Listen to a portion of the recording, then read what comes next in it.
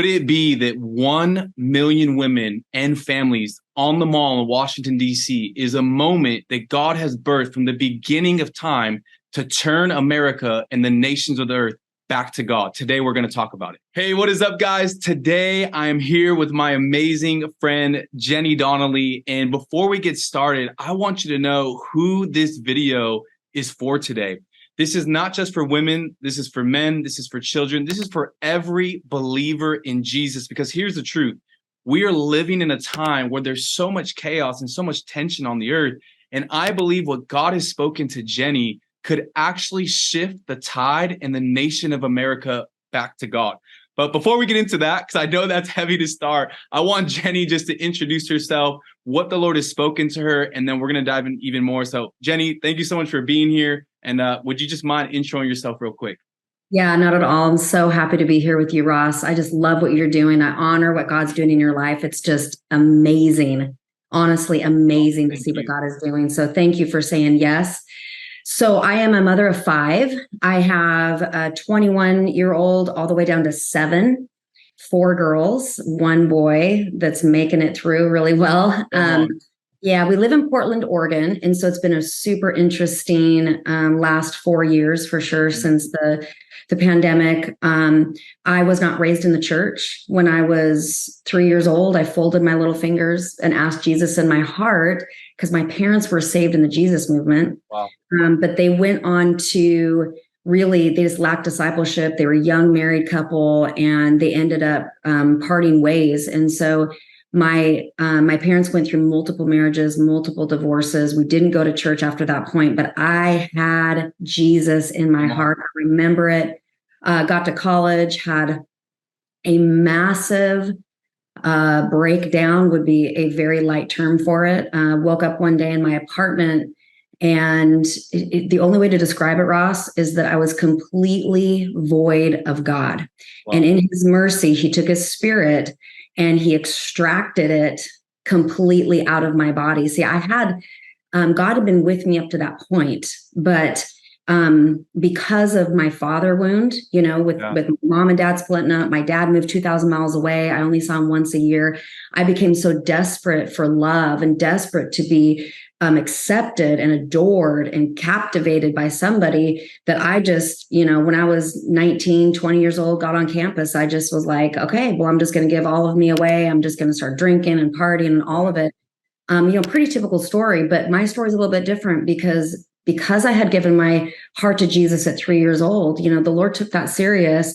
And so I woke up in my apartment, complete hell filled my body. In fact, the best way to describe it is there was a dark hole that went to infinity in my body. That's the only way I know how to say it. And I was so freaked out. I got up out of my bed in the middle of the day, the middle of the week. I did not look online. Hey, what kind of church has the best coffee, the best logo, the trendy stuff? I literally beelined it to the first church I could think of in my mind off campus, blew through the doors. I was sobbing and wailing. I looked like a crazy person. And they took me to an office. A pastor sat down. He put a cassette tape. This is the 90s, okay? He put a cassette tape in and he walked out of the room. And on that cassette tape, it was a story. It was 20 minutes long. And it was a song story about a father that was searching for his son who had ran away. Wow. And he finds the son, and the son is wrapped in chains. And I know it's me. He's talking about me. There's chains. And now remember, I'm hysterical. I literally want to take my life. My roommate was a Christian. She said, I don't know what to do with you. I mean, I scared her because I had hell all in me. Yeah. So I knew I was in big trouble. But in the story, the father takes the chains and starts unraveling it from the son. And I got a breath right there. I literally felt God enter my body again as I understood that he took the chains off me. But here's where I broke. The father in the song takes the chains and wraps it around himself. And I began to cry and sob and say, why would you do that? Why would you put the hell inside of me on yourself? And that's when I understood the cross. And so that was young 20s. And I'm in my 50th year of life right now. And so I've been chasing Jesus ever since. Definitely not perfect, but I love Jesus with everything inside of me. I'm absolutely obsessed with Christ. I'm obsessed with the friendship and the fatherhood of the King. And that's really what brings me here today. So, Wow. Yeah, I just want to point something out, as I've been having, so to speak, these interviews with friends of mine and people in ministry, I can't get over the fact that every person that is shifting things in the space God has called them typically has a story or a moment in their life where they had to make a decision. And you're like, okay, yes, Ross, duh, that makes sense. But here's the point I'm making. I think so many people, Papa Lou talks about this, they disqualify themselves because of a family situation or because of a decision they made or because they were living in the world or X, Y, and Z. When the reality is wherever you're at or wherever you've been could be the exact thing where God is waiting to say, hey, if you would choose me in the midst of that, if you would surrender to me in the midst of the darkness, the midst of the pain, you will be shocked at what my spirit can do through you. And so I just think this is just another testimony, Jenny. Obviously, we're going to talk about what God has showed you and what he's saying and all those amazing things. But I want this to be personal tonight. I want every person who's watching this, whether you're 5 years old or you're 50 years old, to say, listen, if I simply make a choice of faith, I can actually see God come into my heart, come into my life, and use me to impact the world around me. And so I just feel like even by you sharing your story, you're breaking off the disqualification. Like there's no more, like, unless you're not a surrendered person to Jesus, then yes, you can disqualify yourself. But if you call yourself a Christian, you are not disqualified because the blood of Jesus and the cross has taken what you and I deserve. So I just felt like I needed to point that point out because we hear it a lot, but we kind of make it ethereal or we don't apply it to our own lives.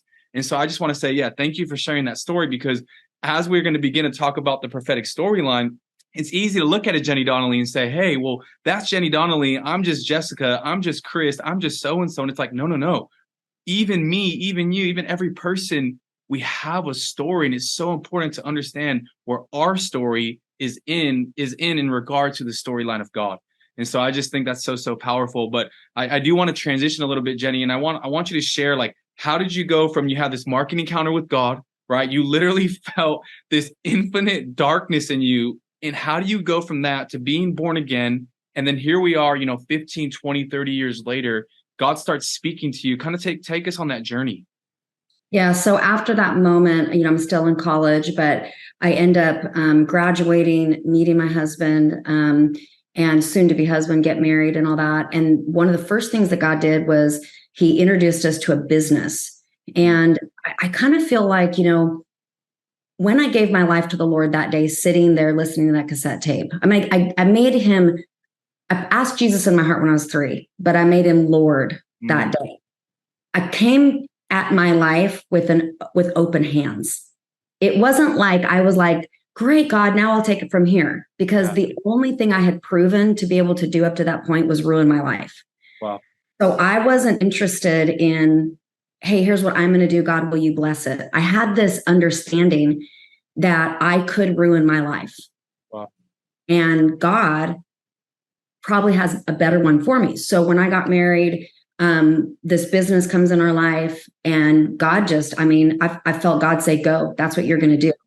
And so in that business is where we ended up at the same time getting in a Bible-based church. We went to every class. We were devouring the word because we had some catching up to do. We hadn't been in church, my husband either. And so I'm like, who's Moses? Who's Abraham? Who are these folks, right? So I get just absorbed into the Bible. Now, at the same time, God is teaching us leadership, and we're building this business. And all of a sudden, we find ourselves with more and more influence with people. And there is no way that I can separate business and what I'm experiencing with God. Yes. Okay. And so, I just decided not to compartmentalize my life. I did not buy into the you wear many hats thing. The Lord said, Jenny, you don't wear hats. Hats are for hiding. You wear a crown. Wow. And everywhere you go, you are you. And so I ended up having our business become the thing that I would then impart as much as I could into these people. So when we had a business retreat, we would say, hey, we're going to have a break. You're welcome to leave at this point in time. If you want to know, have some spiritual guidance in your life, because that's the secret sauce. If you want to know how Bob and I are succeeding, it's because we have a spiritual foundation that is actually causing us to have this kind of success.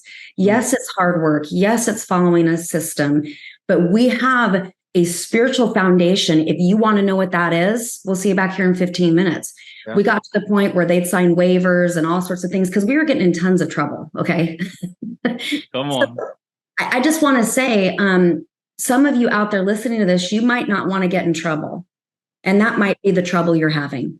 Wow. You want to play by the rules. And guess what? I was a middle child. I was much more comfortable finding out how we could all get along and nobody gets in trouble. I'm built to put teams together. I'm built for harmony and unity. But I came to a point in my life where I realized the gospel coming out of my mouth is going to cost me. And it's going to cost me some things. And so anyway, we were able to do that for 20 years. And just by the hand of God and, a lot of teaching, a lot of training, we were able to get to top 5 in the company. And then what happened was we got a phone call one day and it said, the company's gone through this lawsuit. They're going to settle. And part of that settlement is you're losing your business. Wow. And it was over, at least that chapter. But what had happened was God took 20 years to prepare us for what we're doing now, which is how to work with people, how to bring your truth into places where the enemy says, you can't bring this in here, you can't do this here. Mm. And so now that was 2019, Ross, that we got that phone call that it was completely over. And then in 2020, here comes the pandemic. Well, when your business is all of a sudden gone and that's what you've been doing all day long, you kind of go, okay, God, what are we going to do now? Well, we'd been ministering to so many people. Ministry was in full force. Yeah. And so we thought, okay, we'll keep ministering to people. That doesn't change, right? And we don't know how that makes money. Who knows what that's going to look like? But we didn't worry about it because that company was not the source of our financial blessing. It was God. And it's always been God and it'll always be God. And that was the foundation that we learned in that Bible teaching church. We learned the foundation that your source is not your company. It is not the people who sign your check. It is God Almighty himself. We learned principles of giving. We learned you can't outgive God. We learned, all the things of that. So anyway, to come up to 2020, this kind of brings us into where we are now. Jenny, I want to pause you real quick. Because what I'm doing as we're going through this, I think so many times we listen to these types of videos and we get 30, 40 minutes of information, but we don't take highlights away. And so I want to highlight the second thing. So first thing we talked about is the testimony. Second thing, this has been such a theme that at this point, it's just fact. It's just, sometimes you go, God, I think you might be doing this, or maybe you're not. But at this point, it's just a fact that as Christians, I believe God has given us such a favor and grace in this specific history of time to do business. And here's what I mean by that. When I say business, if you have a business idea, you're already running the business, go full force into it. We're not going to get off track and take the rest of the video down that way. But I find it so interesting, Jenny, that you and your husband and your family got into the business space. God blessed that. He opened the door ultimately to what you're going to share with us here next. And so I just believe there's many people who are like saying, well, I have a business. Like, what in the world am I supposed to do with that? You're supposed to do the same thing. The Great Commission doesn't change whether you're in full-time apostolic ministry or whether you have a small business in a small city. You're supposed to be preaching the gospel, casting out devils, healing the sick, baptizing people. And so I just want to highlight that to everybody as we continue to this prophetic storyline here, that we see the testimony, the encounter with God. Then we see obedience in the business side and what he's saying to actually raise a family and support yourself. And then that led to you having a skill set and an understanding and an open door to resources and connections that are now allowing you to go where you're about to share. So I just want to point that out, but keep sharing the story because 2020 is when, even from my own story, everything flipped. And so I want to hear what God spoke to you in 2020 that just shifted everything. Yeah, that's amazing. So 2020, I'm in Portland, Oregon. I'm watching our town be ripped from top to bottom by Antifa. And, we're all mandated. Everybody remembers 2 weeks. This thing's going to last 2 weeks. Yeah. I didn't put the fuss at that point. You guys, I didn't see it for what it was. I want everybody to understand. I didn't go ask the Lord about it. I probably was like, yeah, we could all use a 2-week break from church, Yeah. So it wasn't, it felt odd. And you have the eerie feeling, but anyway, we just went into it. Well, then 2 months, 4 months, our town is being just hit. And what happened was, and I don't know if I've ever told you this, Ross, but this is nuts. We had a contract that went around our city to all the churches. And it was kind of an alliance to say, hey, we're forming an alliance of churches at this point in time to agree that we will stay silent and we will not do anything against our governor's orders. And our governor, would have us 6 feet apart right now, if that was, our previous governor. When I saw that churches were signing an alliance to stay silent, our ministry is called Her Voice.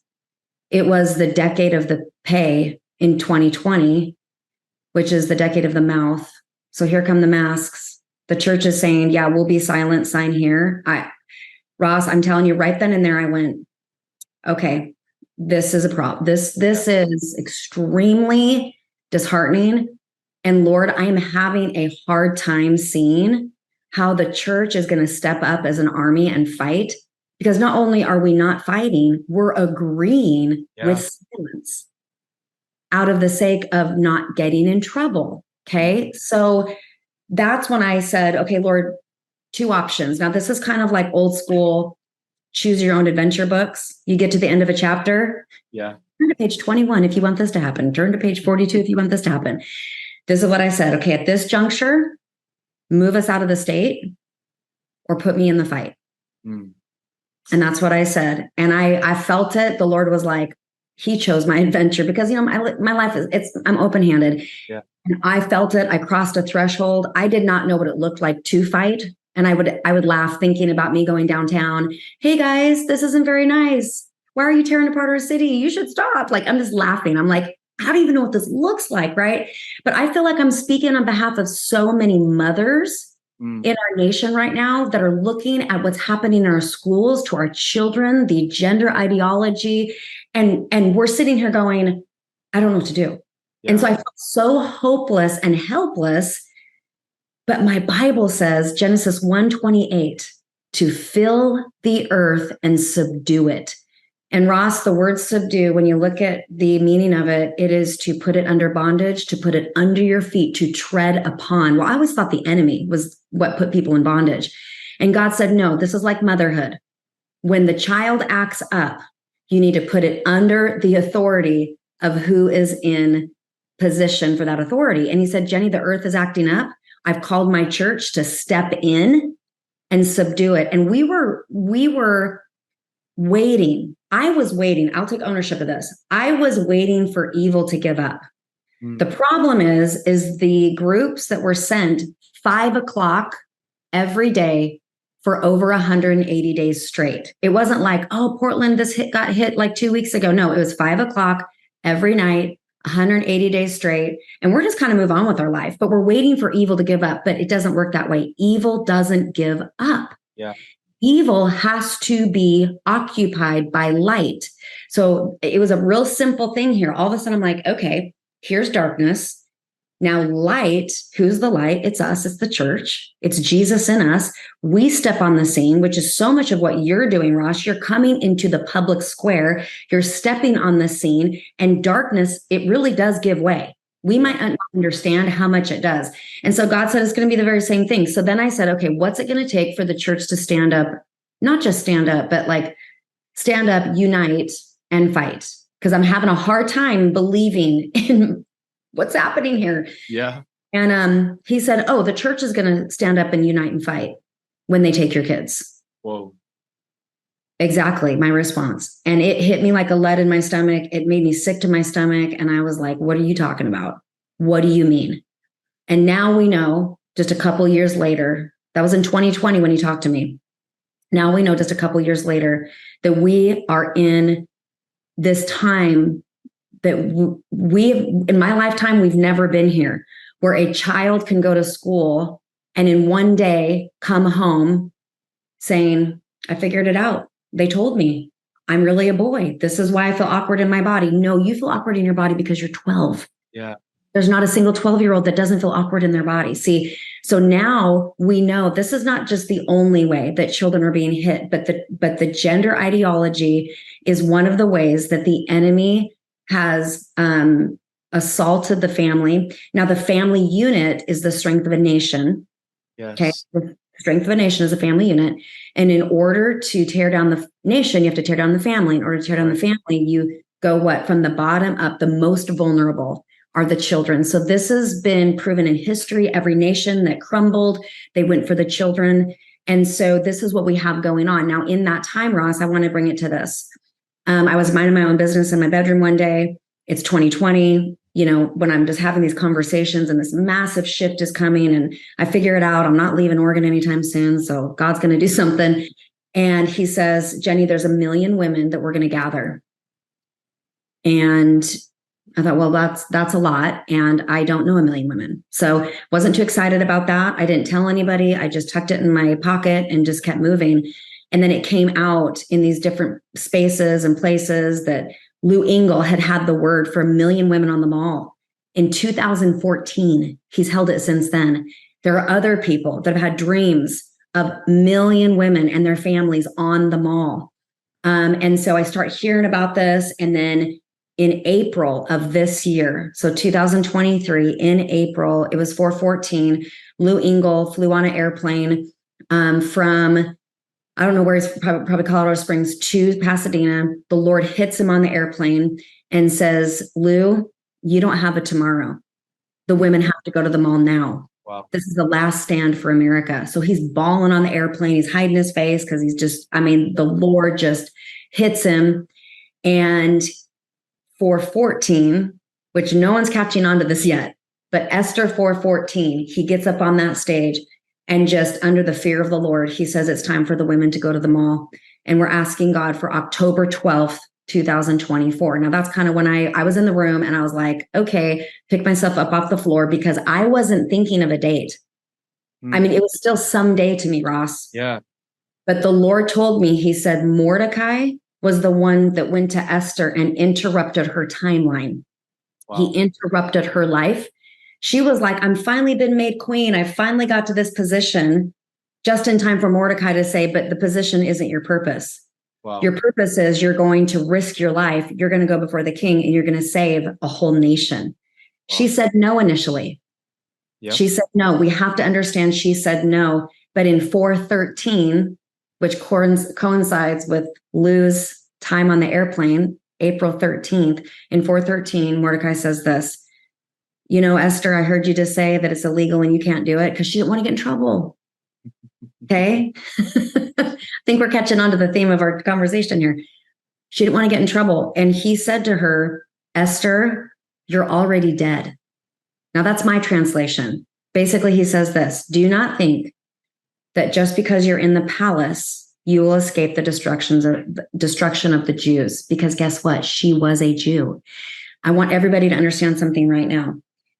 The attack on America is a pointed attack. It is an attack against Christians. Yes. If you carry a heart for the Lord, I'm not saying if you're perfect, I'm not saying that you read your Bible for an hour a day, but if you carry, I carry the Lord, I've given my life to God, you are the one thereafter. And it wasn't just an attack on Israel, because even Hamas has said, first the Jews, second the Christians. Yep.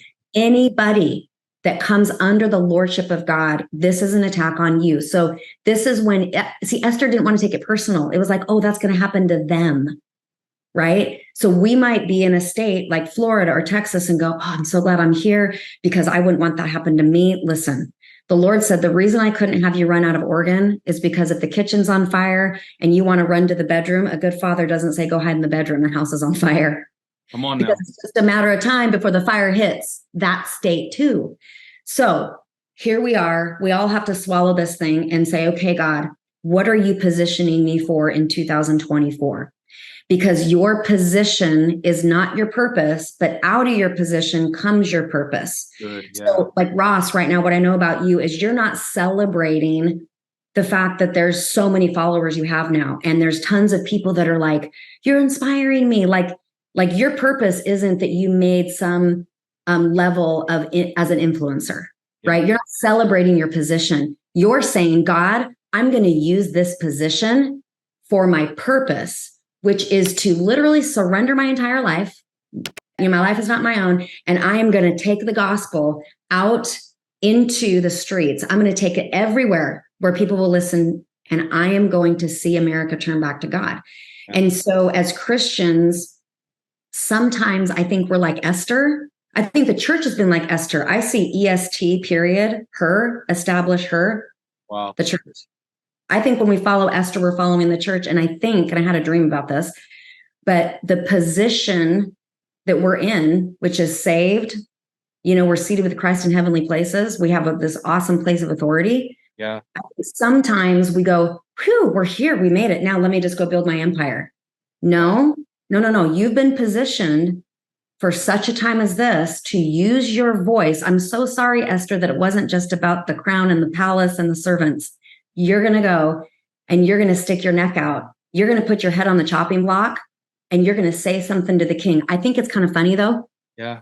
She goes to the king and he says, Esther, what do you want? I'll give you up to half the kingdom. I'm thinking she's probably going, wow, that went way better than I imagined. Yeah, right. Sometimes we're like, oh, I'm going to give my life to you, God, and it's going to be awful, but I'm going to thank you for such a bad life. And then we surrender and we get over to the other side and it's victory, victory, victory. Yes, we go through warfare. Yes, there's crazy stuff that happens.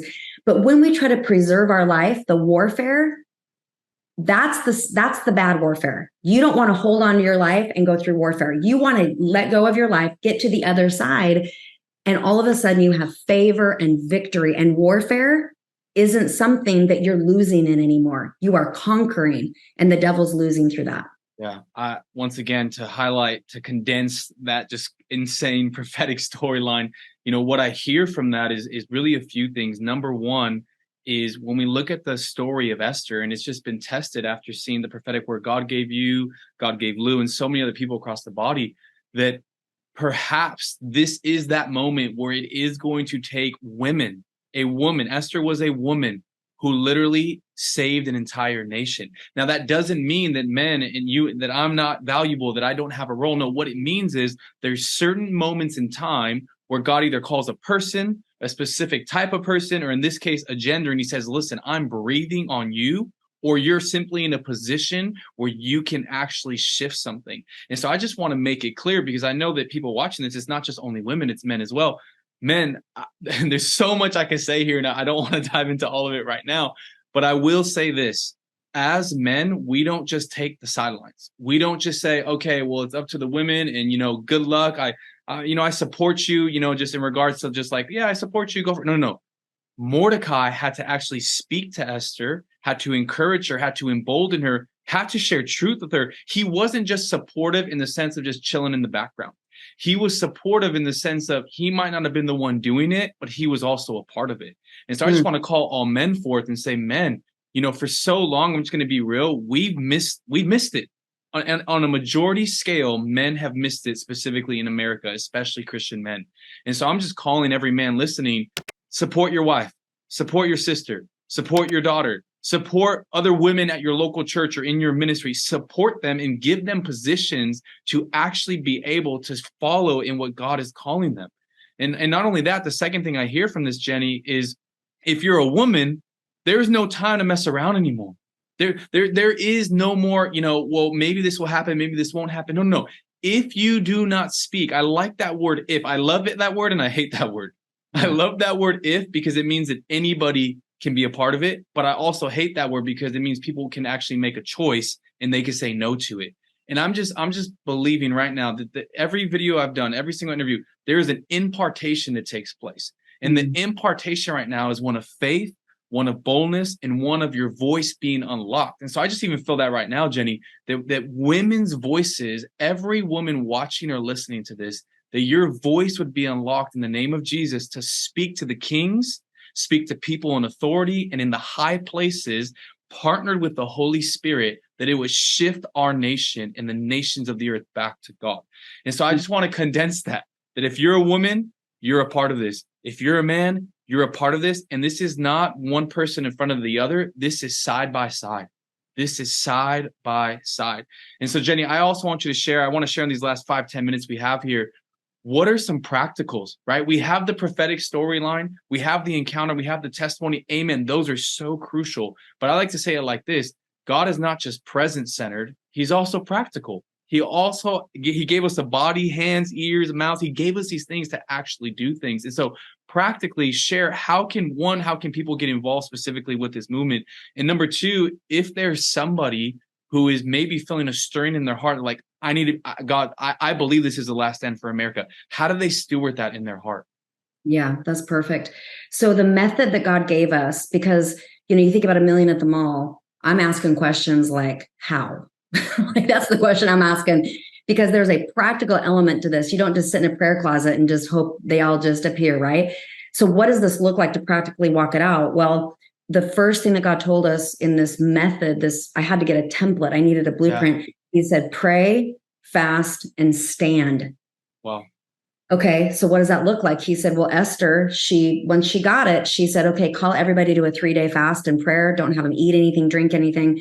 And then she was going to go stand before the king. She could have prayed for an angel to give him a dream, for the servant to say something, but somehow she knew it was her voice. Somehow just God marked her for that. So she knew, I am the one. So practically speaking, the first thing is you have to decide is, am I going to abdicate my role here, or am I going to step in to what this girl is telling me on the other side of the screen? Yeah. So I'm going to walk us through this. But when I'm talking about these steps, I'm not talking about somebody else. I'm talking to you.